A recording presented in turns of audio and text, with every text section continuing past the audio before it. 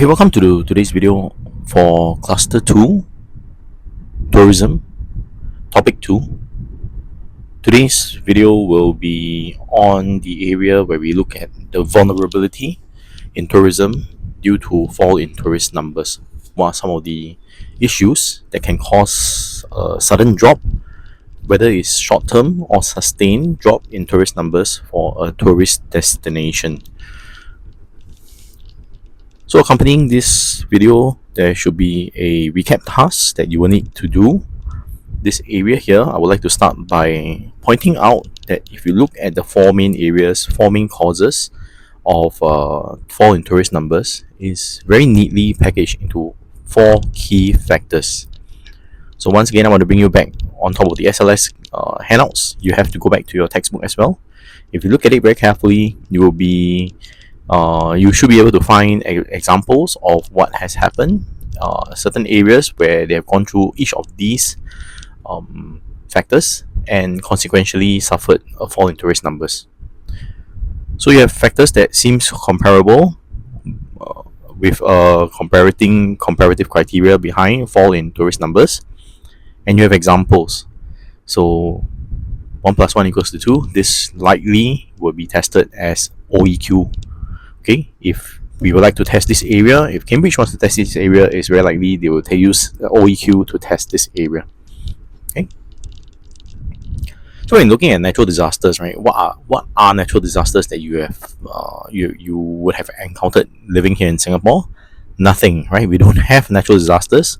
But as long as you leave the cocoon or the cocoon that is Singapore, you will have the ability or the opportunity to encounter natural disasters of all sorts, right? It could be climatic, where you have things like a hurricane, a tropical cyclone, a typhoon, okay, like the one that batters the East Asian region during this time of the year when you are near August, September. Okay, you also have tectonic natural disasters, things that are triggered by the movement of the Earth's plates, things like volcanic eruptions, earthquakes, right? So between your tectonic and climatic hazards, there are a lot of that natural disasters that can happen. Now, when this happens, naturally you would avoid going to the destination, the tourist destination. Okay, so I give it a clear example. I give an example.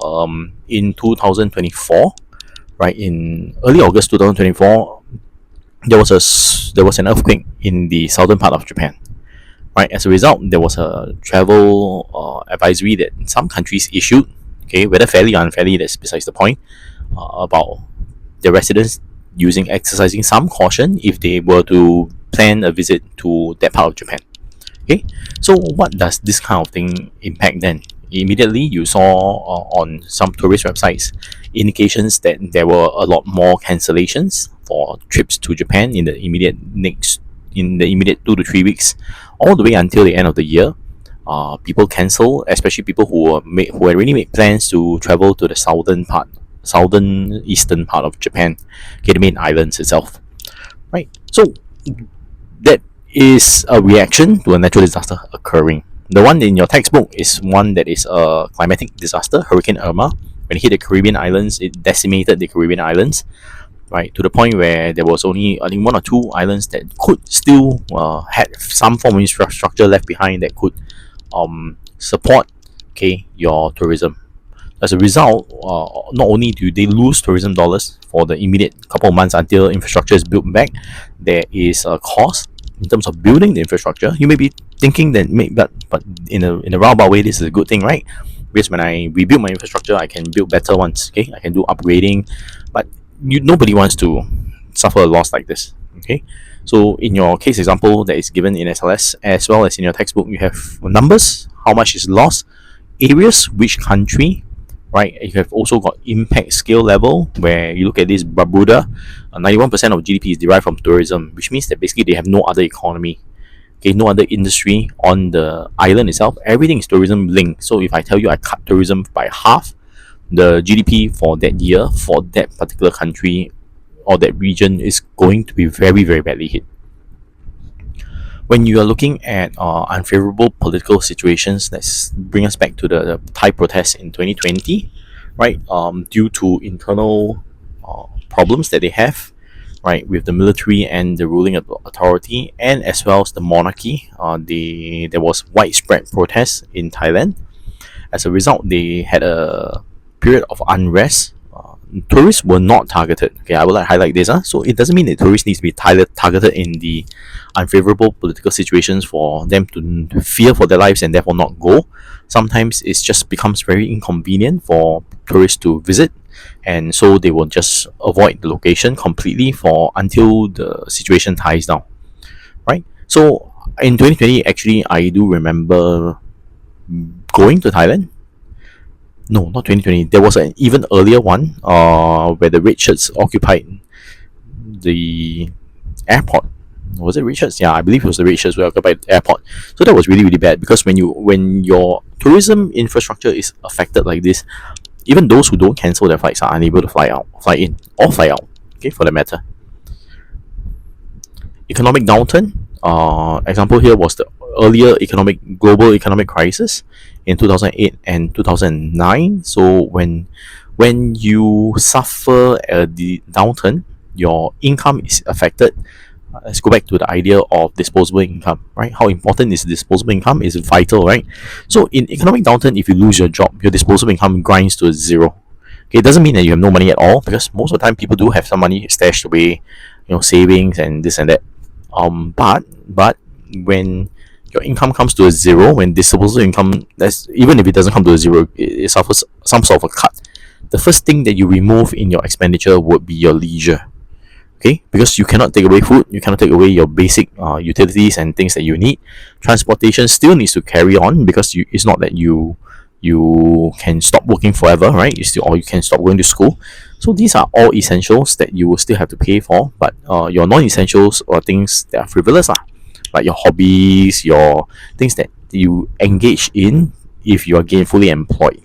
Okay, travel is the biggest thing and the most obvious thing that people cut off. Right, so when you have global economic crisis somewhere else where your tourists are coming, you're generating countries, okay, your places of tourist origin, right? The destination point suffers very, very much, okay, because they don't spend their tourist dollars here. Things that you have really put in place purely to attract tourists will not be attractive to the locals, right? So Maldives, example here, 4% drop tourism numbers in 2009 because of the global economic crisis. Who are the tourists who travel to the Maldives? Traditionally, in that period of time, it would still be the Europeans, the Western Europeans, as well as the Americans. Okay, but 2008, 2009 is you do start to see the rise of the middle income Asians, right? The richer, more developed Asian countries like the Singaporeans, the Malaysians, Japanese, okay, the mainland Chinese, they also visit the Maldives pretty aggressively at that period of time. And with the global crisis, all these sources of tourists dropped. Okay, 4% drop. Is it serious? Well, any drop in tourist numbers is serious, because tourism numbers traditionally on a year-on-year basis is growing. It isn't at the same amount, it is growing. So like this year it grows at 2%, 8%, 10%, 15%, right? It is an increasing sum. So not only are you stagnant, when you suffer any sort of drop, right, it's a very serious implication for the tourism destination. The other problem with the drop in tourist numbers is this: keep in mind that you are a tourist destination, you build infrastructure, you continue to upgrade, change, improve to deal with larger numbers. But instead of having a larger number that arrives at your shores for this particular year, you have a drop. So you have actually put in investment that will not yield returns until the numbers reach the arrival numbers that you were optimizing for. So this is another layer of problems that happen when you are looking at crisis like this. Finally, the one that we are actually very familiar with is the outbreak of diseases. This is actually very, very, very serious, especially when you're dealing with pandemics.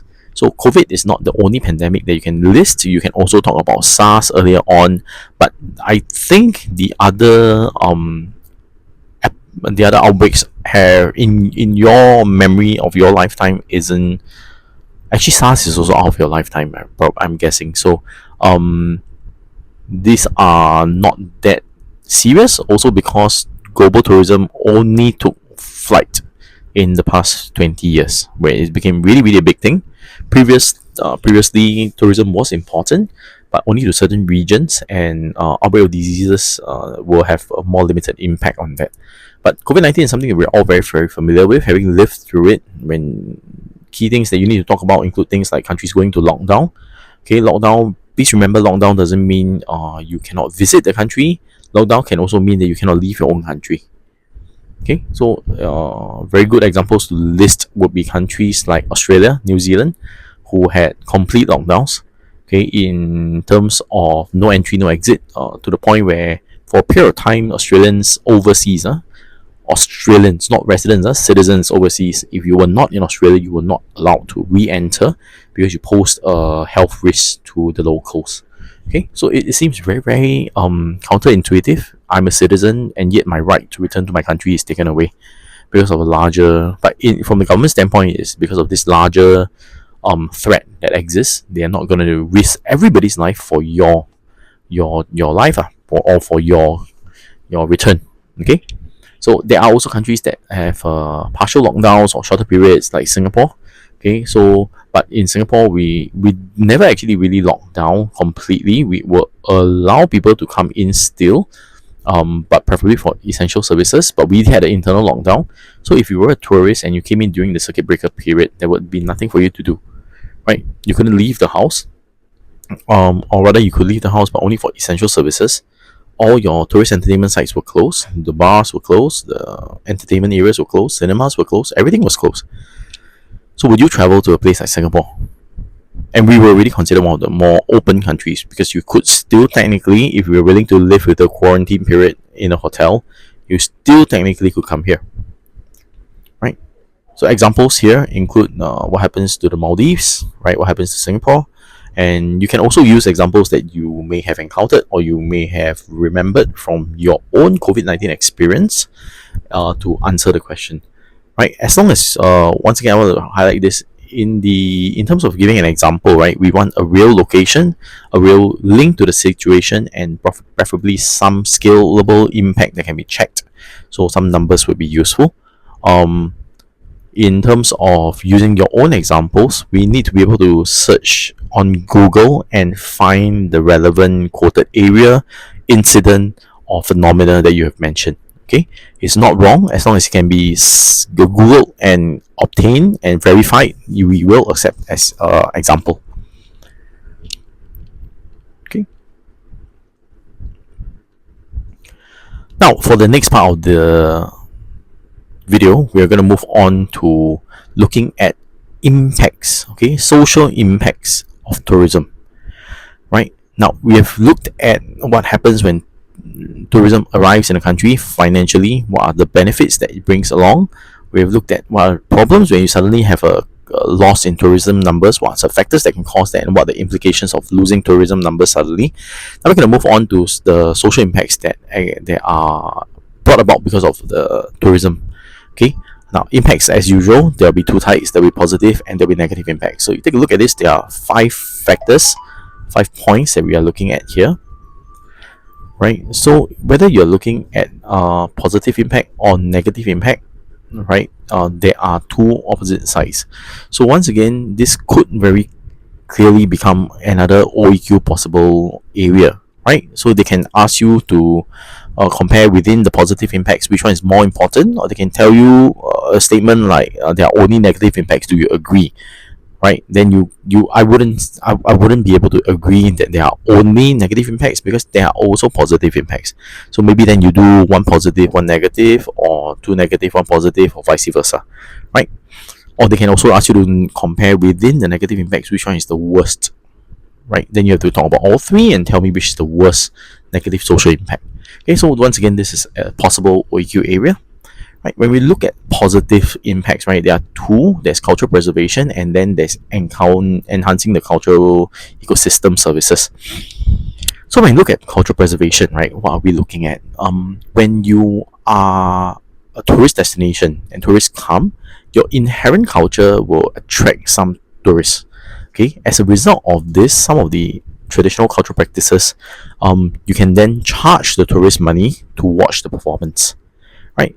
So whether it's the one that is in your textbook and in SLS where they show you the Chinese shadow puppetry, okay, which has been monetized, okay, they weaponize it by monetizing it. So the locals now not only use it for their cultural practices, they also earn money from tourists, okay, who come and watch this.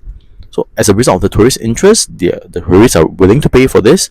The additional money makes it enticing for practitioners to continue this culture, continue this learning this skill, putting up this display. So how does this benefit the culture? Because then your culture continues, right? It's not lost. Because we all know there are certain things that if there's no money in it, your parents will tell you don't do it, right? So imagine you want to tell your parents, oh, I want to be a writer. Okay, what would the instinctive Asian parents say? It'd be a flat no. Writers don't earn money, right? Actually, writers do earn money, but the success rate is very low. It's just like, oh, think about it. You go home and you tell your parents, oh, I've decided what I want to do in life. I want to be a YouTuber.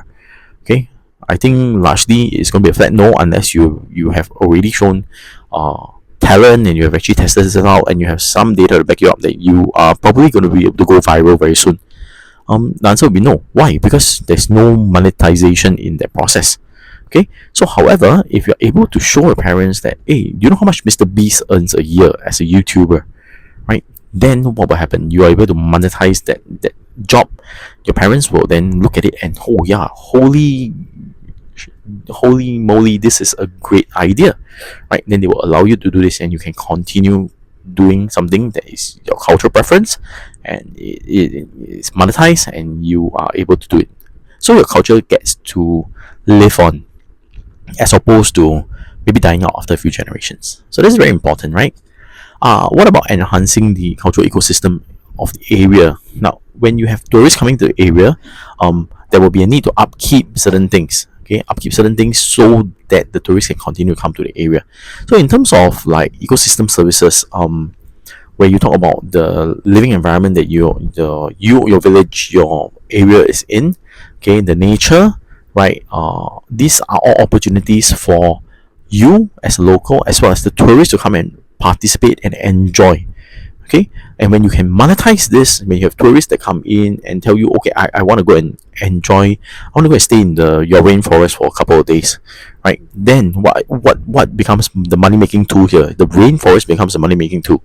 Previously, your village would want to chop down the rainforest, build a hotel, sell the land away, and build a theme park, right? But instead, now you realize that, hey, maybe I can keep the rainforest because there's a particular group of tourists who are interested in this and they would like to partake in this, so I can monetize this process.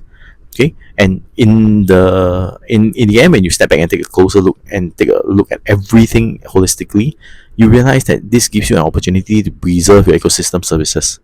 Okay, so enhancing cultural ecosystem services works in this manner.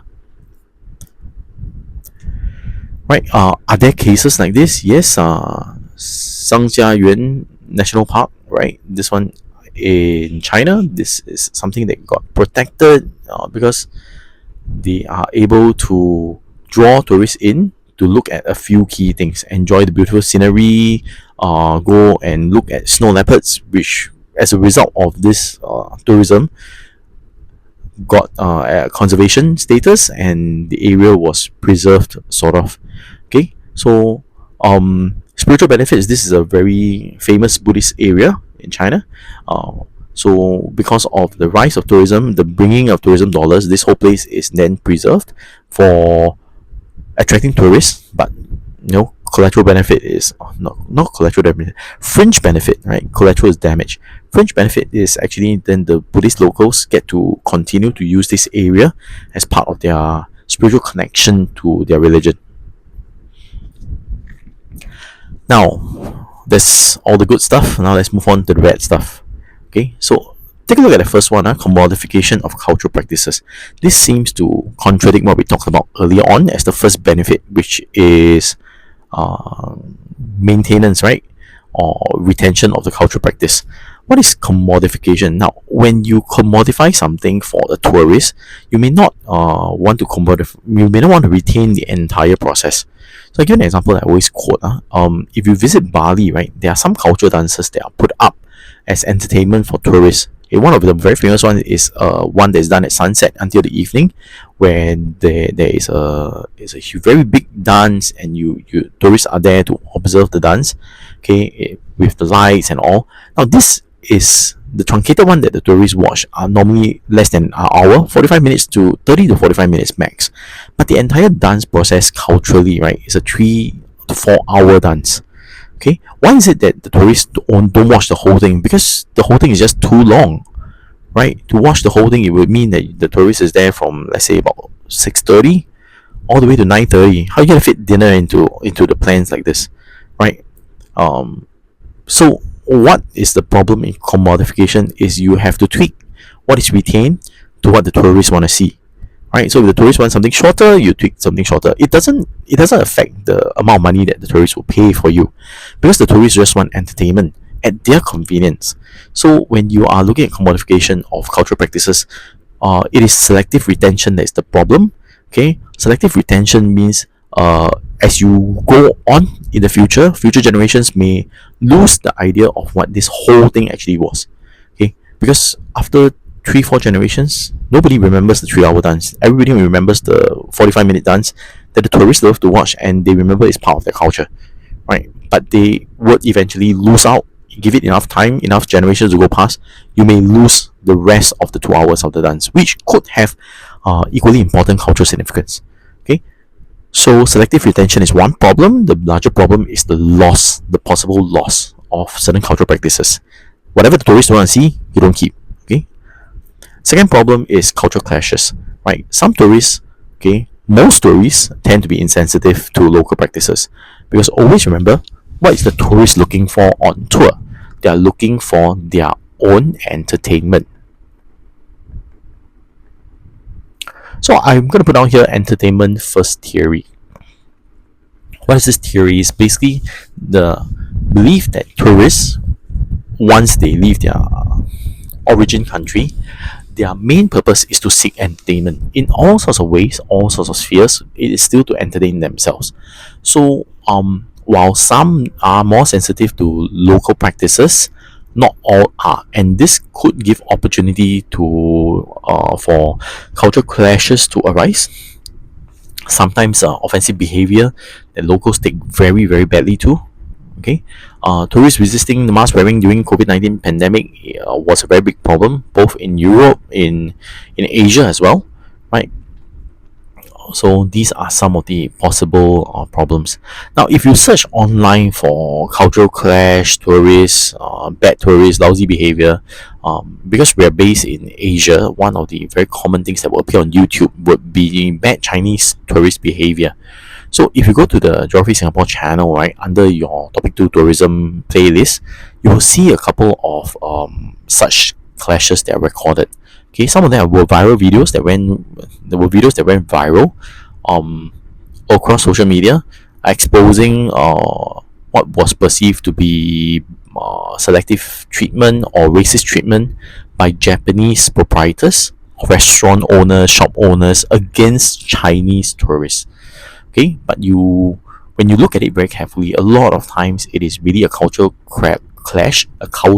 clash between the insensitive tourists and the hypersensitive locals. Okay, I would like at this point highlight that not all locals enjoy tourists, right? When you seriously think about it, if you are using a local amenity that is now currently swarmed by tourists, right, to the point where you cannot enjoy your local amenity. It's not a tourist amenity, yeah? It's a local amenity. It was never designed to be for tourists, but you know, when you visit a country, you want to do what the locals do, and you want to see the interesting sights and all, right? And they tend to be the same thing, right? So locals, on a very large extent, unless you earn the tourist dollar, you may not be very accommodating and understanding towards tourist behavior. Okay, so keep that in mind. You can go and watch some of a couple of those videos that are in the channel on the bad Chinese tourists. I wouldn't say that we are unfairly penalizing the Chinese tourists. But understand that not every Chinese tourist is like that. There are Chinese tourists who are, as a result of their willingness. Okay, it's got nothing to do with education. As it is purely as a result of their willingness to be more open-minded and to be more sensitive to local practices. Where these kind of things never happen to them. Okay, but however, that unfortunately, when you have 1.4 billion people, right, 10% of them being bad tourists is a lot of bad tourists. Okay, so keep that in mind while you're watching those the enhancement videos to clarify this portion. Okay. Next, rise in crimes. Rise in crimes. Now, as a tourist, right, you're a ready target. Okay, you're in a place that you're not very sure of. You're always carrying more cash than necessary than the local, largely most of the time. Or if not in cash, you're carrying valuables or traveler's checks, or you'll be carrying credit cards and all this. Okay, so you are a ready target. Scammers tend to flock to tourist sites, and there's a whole host of scams, right? From the European friendship band scam, where they come and they tie a friendship band around your wrist and ask you for 12 euros. 12 euros is a lot of money, okay? Or the Bangkok Grand Palace scam, where if you walk towards the Grand Palace entrance, they will be hijacked by many people along the sides who will tell you, where are you going? Oh, Grand Palace is closed today. Grand Palace is never closed, right? The Bangkok Grand Palace is never closed. Short of, I think, when the previous king passed away, the period of mourning, I don't think it was closed either. It was just they had a bit more rigid rules because it was a somber moment, so the country was in mourning. But the Grand Palace is never closed. So if you're ever in Bangkok with your family, right, and somebody tells you by the street tells you that the Grand Palace is closed, why don't I bring you somewhere else, right? The person is lying. It's a scam.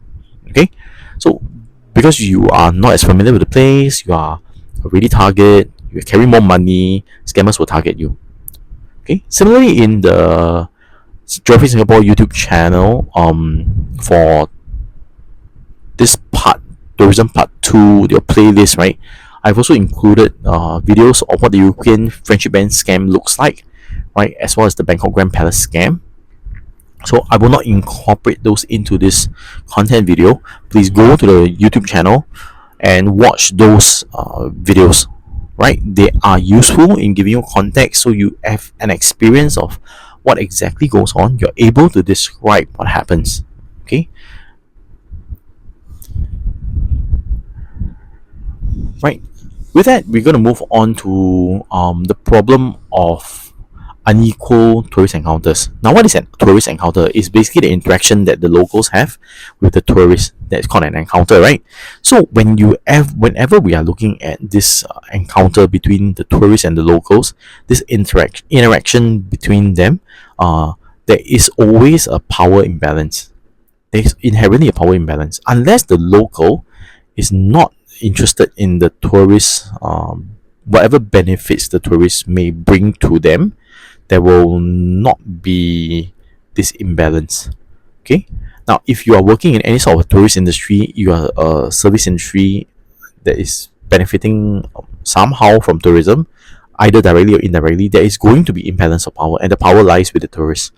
Okay. Why? Because the pressure on you will be, you want to retain the tourist dollar, you want to earn their money, right? So you will be more willing to bend to their needs.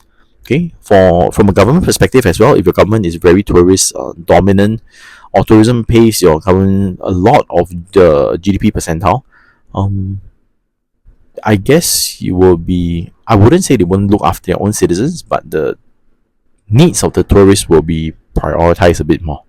Okay, so in that sense, you can look at it from a resource allocation point, right? So let's put it this way: if I have a water shortage in my tourist island, okay, let's say Singapore is facing water shortage now. You may come to a point where, because if the tourists bring in more than 50% of my GDP, I'm going to tell the locals you're going to have water rationing, and I'm going to tell the tourists nothing, because they pay good money, right? So they will get the resource, you will not get the resource. Okay, so is this good? Well, of course not if you're local.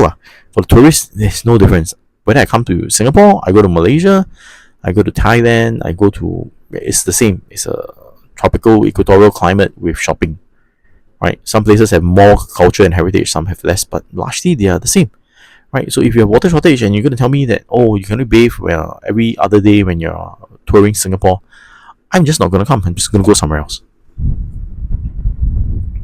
So with that, keep this in mind. These are the areas that we have been looking at for today, right? There are a couple more videos, like I mentioned earlier, for you to look through as case examples, right? So do follow up with that after this video. Go into the Geography Singapore YouTube channel, look for the correct playlist, look for the videos that talk about the factors that we have talked here, right? Watch them, and that should give you a better understanding of the whole topic sub area here.